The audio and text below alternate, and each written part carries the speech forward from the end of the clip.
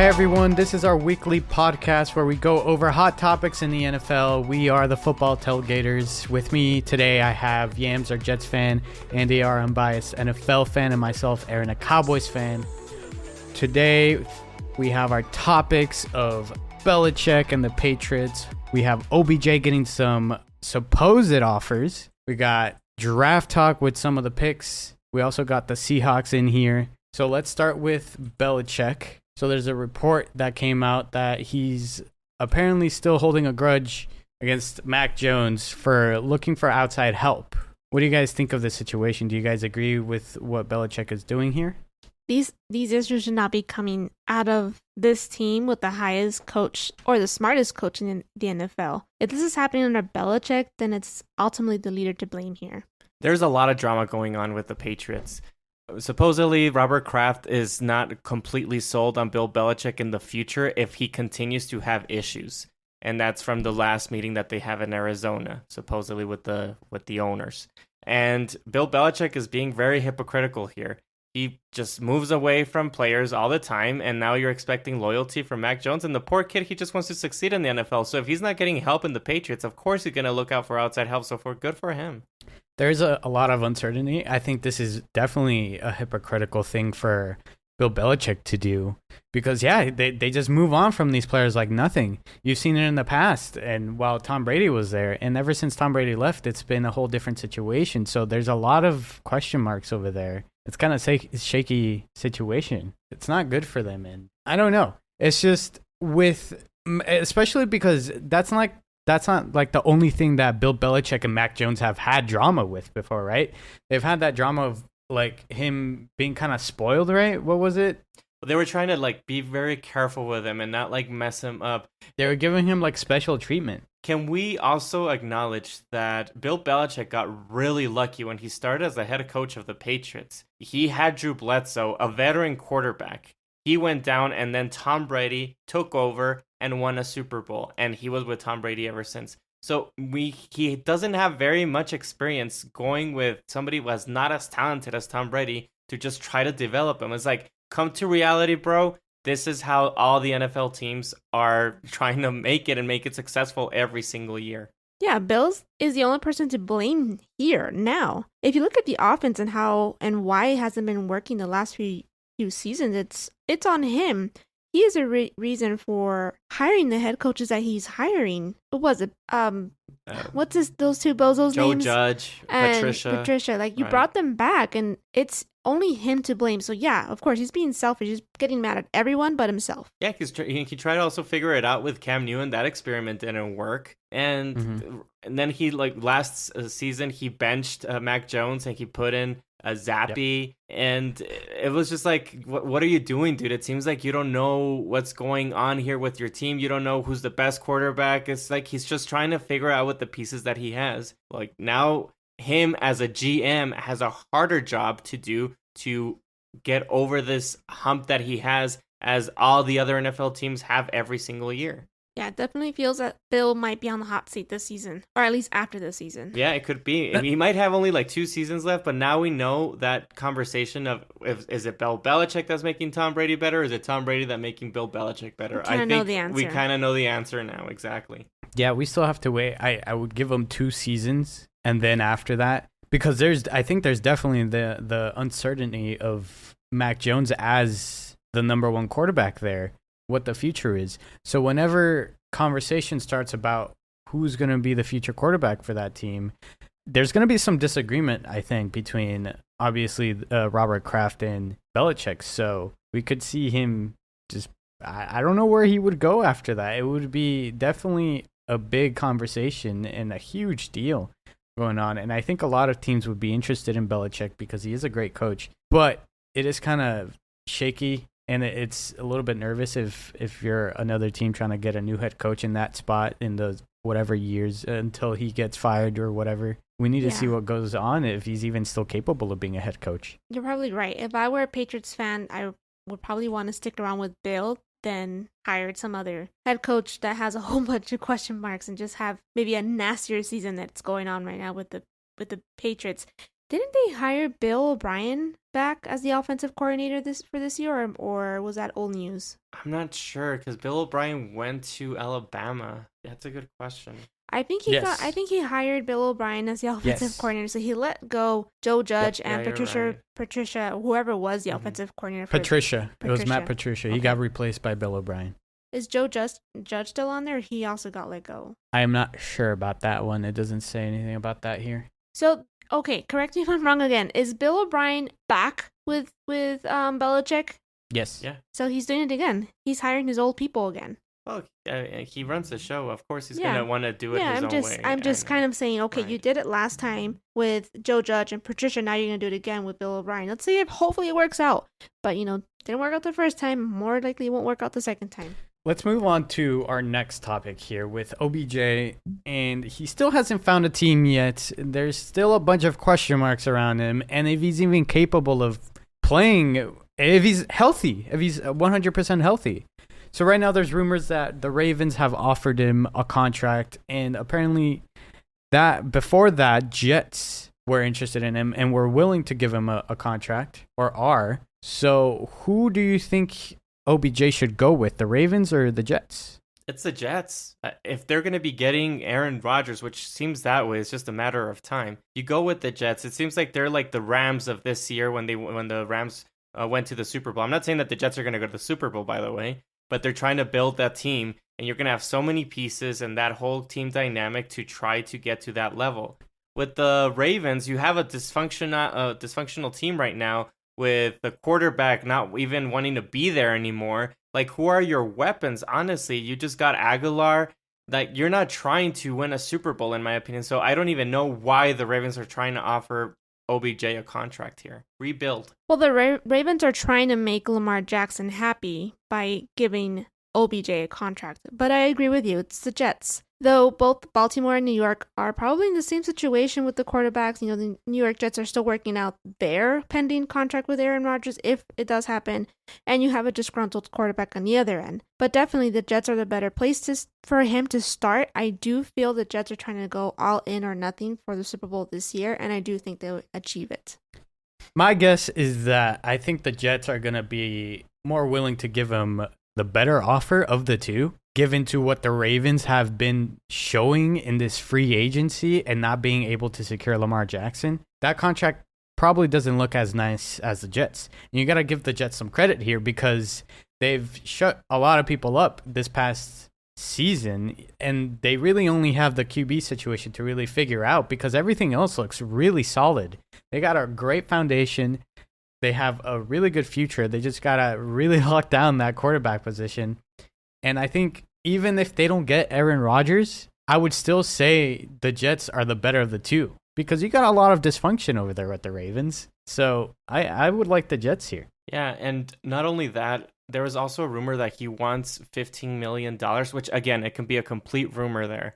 But $15 million for OBJ, I wouldn't pay him that much. He has coming out of two ACL injuries, and even though it's been 2 years since his last one, you do not give a player that much money per year. Like, no, that's not what he is worth. Well, it was reported that he asked for 20, then later dropped down to 15 from what you just said. Because no one's going to give him that money. It's crazy talk. No team is willing to give up that amount of money. You'll be surprised, man. There's some crazy GMs out there, and so why is he on the team yet?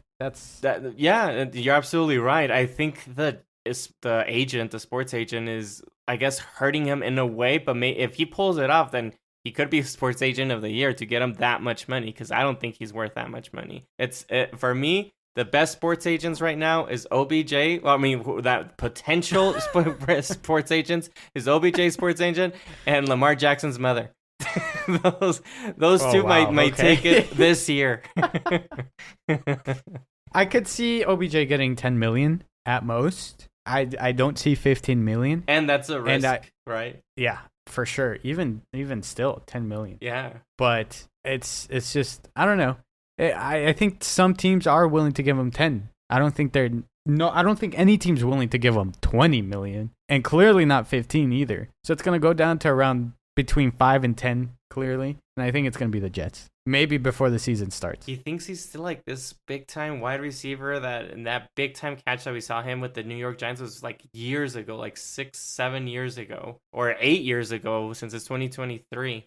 And like the last few years in the Giants, he didn't do that well. Then he went to the Browns. We saw that he didn't do anything there either. Yeah, but they had Baker Mayfield as a quarterback. I understand that. With the Jets, we don't know what's going on there. But whoever, like whichever team is interested in a wide receiver, I wouldn't even put the Cowboys in there that they need a wide receiver. Like, they're not going to pay that much. Remember that talk that they had that the Cowboys are interested in him? Like, no, Jerry Jones, he has his moments of smartness sometimes, and if he is doing a smart move here by not giving him that $15 million. You know what would be kind of crazy is if they give him this big contract and maybe big for a wide receiver, but then yet they have this problem or this argument that's going on between them and the Ravens. Imagine if Odell Beckham gets the contract that's rather big for what he's asking and he accepts it. It's going to make Lamar Jackson even more pissed off. Yes, I'm with you, but again, it's a completely total different type of contract because with quarterbacks, you're handcuffing to that player for years and years and years. For example, if Lamar Jackson gets his 4 year, like Dak Prescott, actually, let's put a better example. Dak Prescott with the Cowboys, he did a tremendous job. Him and his agent did a tremendous job getting a 4-year contract, and the Cowboys are just handcuffed to that contract. It is what it is. And it looks like Lamar Jackson wants to handcuff a team for so many years, how many years it is, 4 or 5, or a big time $250 million or more contract guaranteed. And with a player like OBJ, it's just 1 year, 2 years, and like, okay, well, I messed up this year, I'll move on. You also have to see his value. He's a clear, solid number 2 at this point. Maybe a few teams a number 1, but I think overall, in a lot of teams that also would be willing to give him that amount of money, he would be a number 2. A solid number 2. Yeah, and I can't picture any team being number 1.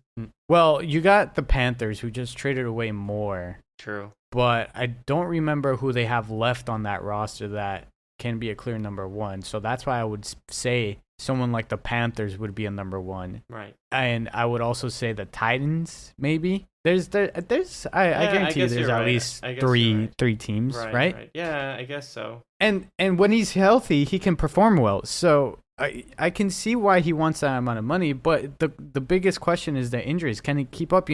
There's no real talk on what he has been doing to kind of avoid injuring again, and because of the whole since the ACL thing, he was showing his recovery a little bit, whatever. Yeah, you got to show that you care about your body and take care of yourself. You just said the Panthers, and I'm with you. I'm seeing the depth chart here, and they have Adam Thielen, DJ Shark, and Terrace Marshall Jr. So he could clear them. He could be the number 1 there. Yeah. Yes. All right. Why don't we move on to the draft now? Let's go over a little bit of a draft talk here with Jalen Carter. So defensive tackle Jalen Carter, from Georgia, right? They went to the college football championship. They won it. Completely one-sided. But anyways, he is saying, or at least the agent, Jalen Carter's agent says that he won't visit teams that are not in the top 10 in the draft. Is this a smart move? It's a stupid move. Teams may have traded up for him. So yeah, pretty much you blew it there. Thinking about this situation, I would actually say it depending on the situation, because we don't know secretly why this move is done. Now it makes me think, why are you making this move of just going to just 10 teams, the top 10 teams? Is there something that you don't want to show too many teams about yourself? Is there something going on there that you just want a minimal amount of teams and just the top 10 teams? It can be a very smart move or a very dumb move. Well, that's something I wanted to add on. So I do think that's a bad move. Obviously, something they're trying to hide is probably his character alone. That's a hard pass on his character alone, not to see other teams. The 32 pick can easily come in and pick him up on the 10th pick. So why not? Yeah, because he just got in trouble too a few weeks ago with the law, even though it got dismissed, I believe.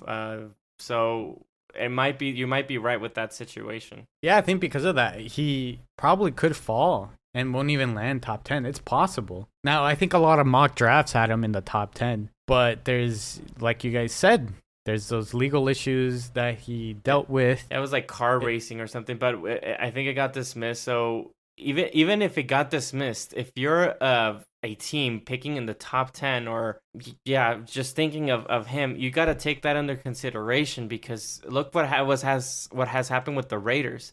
Like, their first round picks are getting in trouble left and right, and you just put yourself in a puddle of mud there and trying to get out of there with these players. So you do have to take that under consideration. And maybe the sports agent is trying to be very smart enough and say, you know what, we are gonna show you with the top 10 teams, but that's enough. We're not gonna let other teams drill you with questions and just make you say something that you shouldn't say. Yeah, that's definitely what I think it might be. It's just a conservative move to maybe not risk his draft stock falling even more, possibly. And in my opinion, it's actually he's gonna be picked in the top 10 for sure. There's a rumor that the Texans might not even get a quarterback, honestly. So we don't know. I think he is going to be picked no matter what, but I think it's just like a safe thing that they're trying to do just to protect him and not get himself into trouble. Now, the Texans could get him because they do have the number 2, right? Right. And then they have, I think, what is the number? It's number 12. So he could fall to the number 12. He could. I doubt it, but the Texans are in a good position to draft this player, which is also rated as the top player in the draft too. It's him or either whatever your opinion is, or the edge from Alabama, Will Anderson. So it really depends on what your opinions in between these two players. But these two players are the top players of this year's draft. So the Texans can have a really awesome draft by picking Carter or the Alabama player Anderson, and then get their quarterback at 12. And it can be Hooker or Levis if he falls to that position. So they're in a really great spot. Well, now that you're mentioning Will Levis, why not talk about him? Let's go to that next topic. He showed his in the tweet a transformation from his body because he's dealt with injuries in the past, and he bulked up a little bit. So he's showing off his muscles. What do you guys think? Will it help his draft position?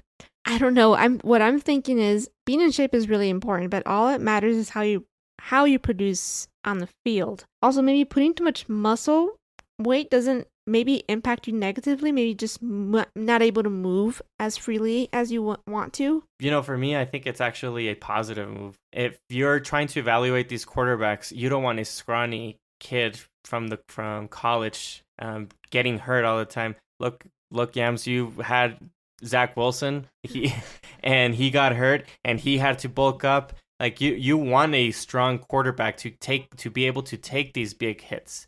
And I think a lot of these teams don't want to have a scrawny type of player quarterback. So if he gets beefed up and is just stronger and he can take more damage, it's more power to you. So I think it's a really good move by him. Yeah, I mean, I don't really have anything else to say other than that. That's pretty much it. I think it's a definite positive. He didn't insanely bulk up, but it's a good kind of bulking. Oh, he did. You want this guy? Bulk up. Huh? He did bulk up big time.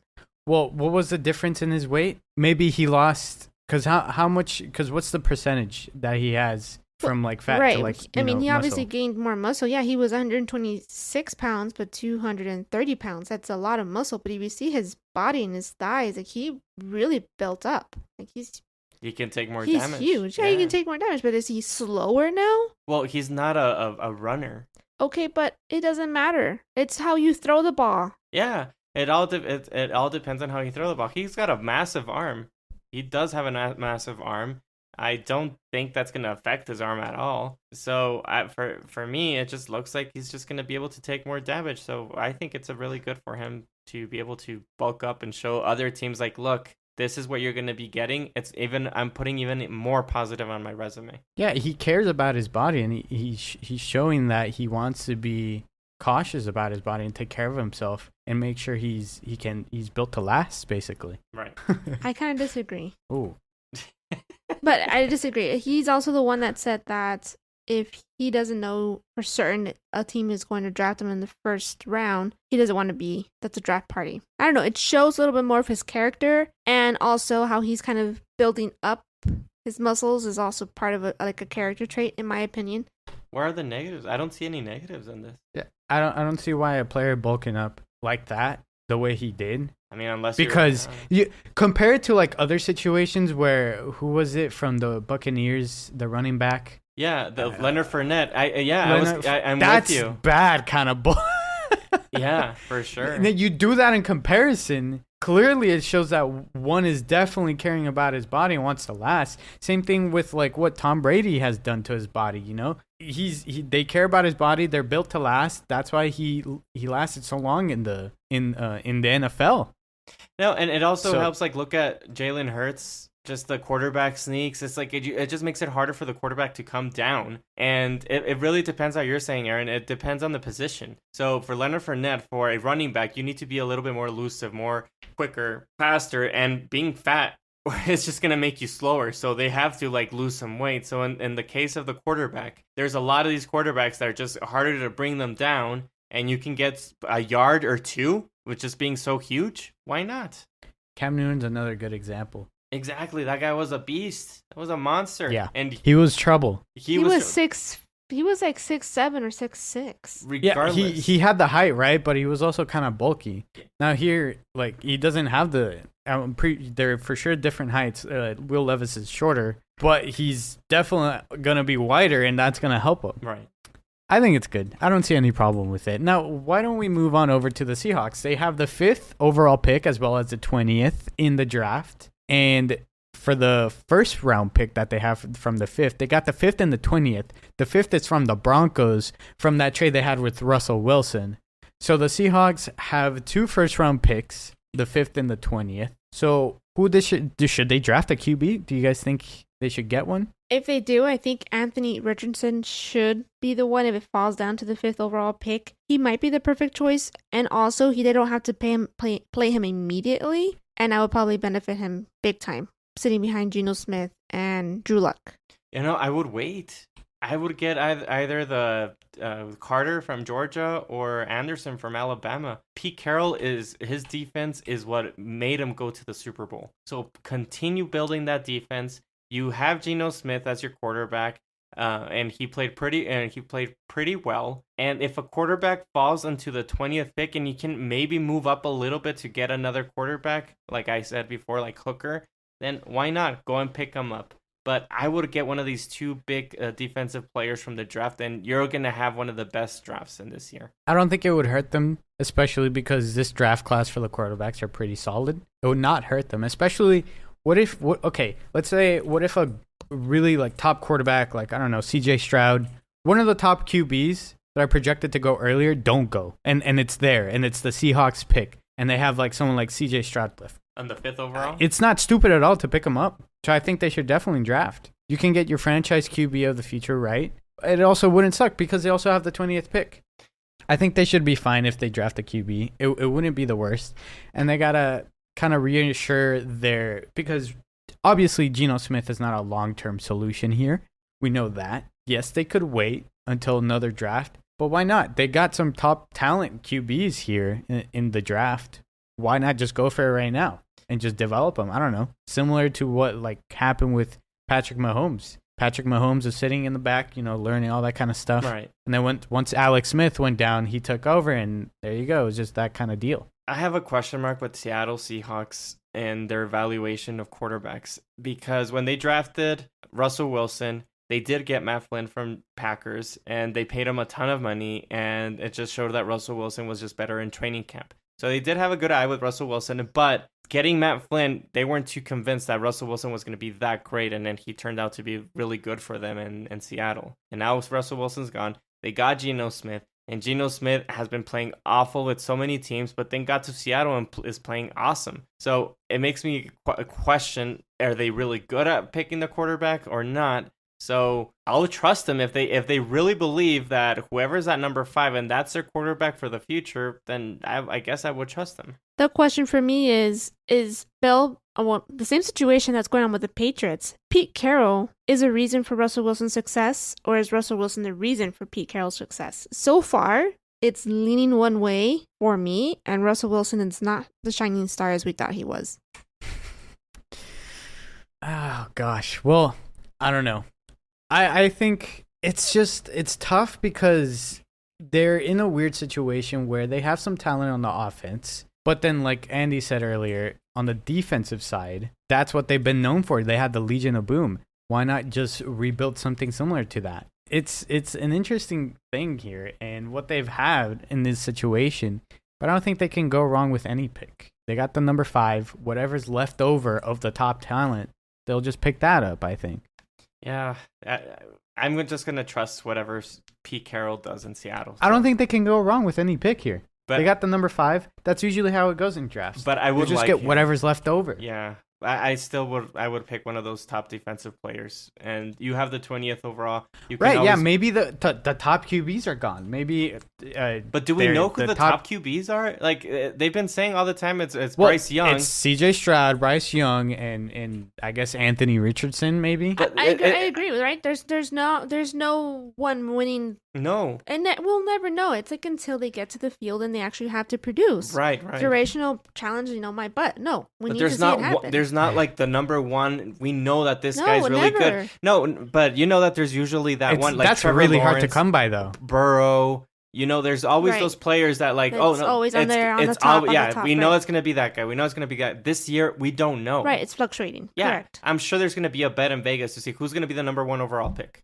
They don't know, probably. So is this this is gonna be tough. Is this gonna be like a Baker Mayfield situation? Yeah, and a Baker Mayfield and a Sam Darnold situation, a Jared Goff and a Carson Wentz situation that we don't know. Yeah, exactly. They're really putting these guys high up, but if we look past in these drafts, they've done the same thing. They've hyped these guys up. People like Baker Mayfield, right? Sam Darnold. And now look where they are in the league. No hate to them at all, but it's just the position they're in, right? It's pretty different. And yeah, we won't know until they're on the field playing. Right. Those are my closing thoughts. I don't know about you guys. No. I'm all done. Yeah. I vented all that I wanted. We're just the draft is almost here, so I'm excited about that. Yeah. So yeah, this month. It's just gonna be a lot more draft talk probably until then. Right. All right. Yeah. Thank you guys for listening to the very end, and we'd love to see you guys giving your opinion with our social media, which is football_tailgaters on YouTube, Instagram, and TikTok. Still, thank you guys again for listening, and we'll see you guys in the next episode.